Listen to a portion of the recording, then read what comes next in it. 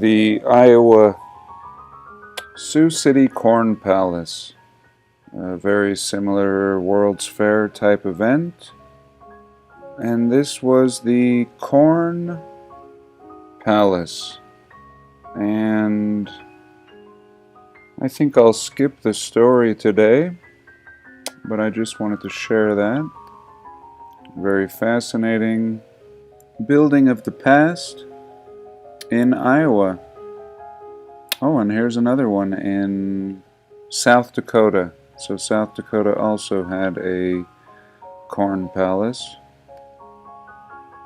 Maybe just not bothering with the whole World's Fair thing and just telling us it was a corn palace.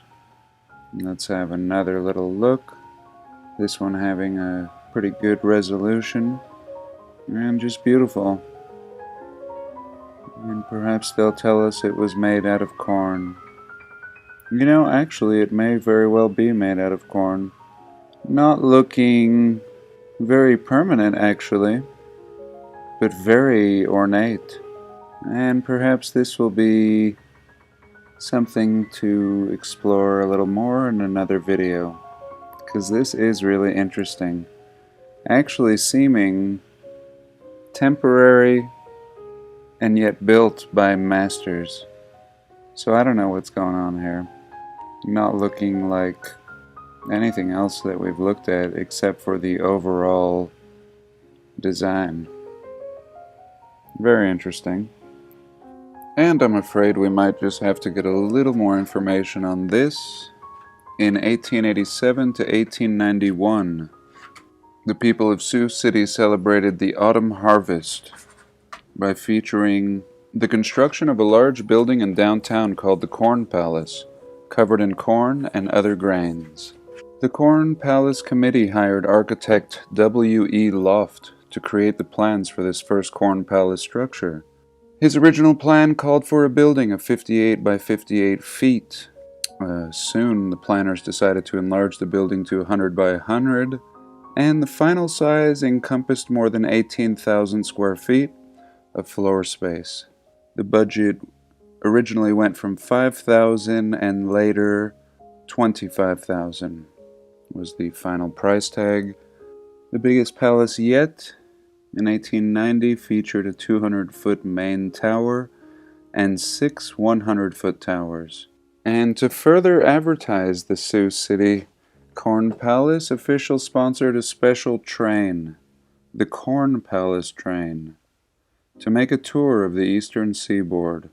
The band was on board, playing tunes along the way to help attract attention. The cost of the trip, including fares, decorations, and everything else, was about $20,000, paid for by businessmen of Sioux City. They all considered it a good investment. The 1891 Corn Palace, just mind-blowing. And the 1887 one, really amazing. Workers built a wooden structure, and soon every inch of wood was covered with corn and grain. Ears of brightly colored Indian corn were sliced and nailed into fancy patterns. Even sorghum and cattails were used in various designs. Then, with little time left, attention was turned to the interior of the palace. The Corn Palace officials solved the problem by inviting the women of Sioux City to come and complete the work. The ladies responded with enthusiasm, and soon the Ladies' Decorative Association was formed. The women were divided into 12 work groups, and the palace divided into 12 sections. The ladies went to work. The whole Corn Palace started snowballing. The people were indeed a little corn crazy. They built great arches at the major intersections of town, some measuring 50 feet high. Each of these arches was lit with gas lights, covered with different colored glass globes.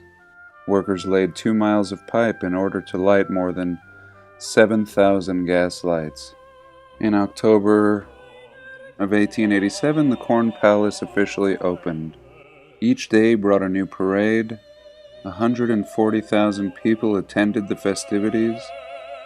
Many prominent people came to see the amazing palace, including Corn Elias Vanderbilt and other Eastern capitalists.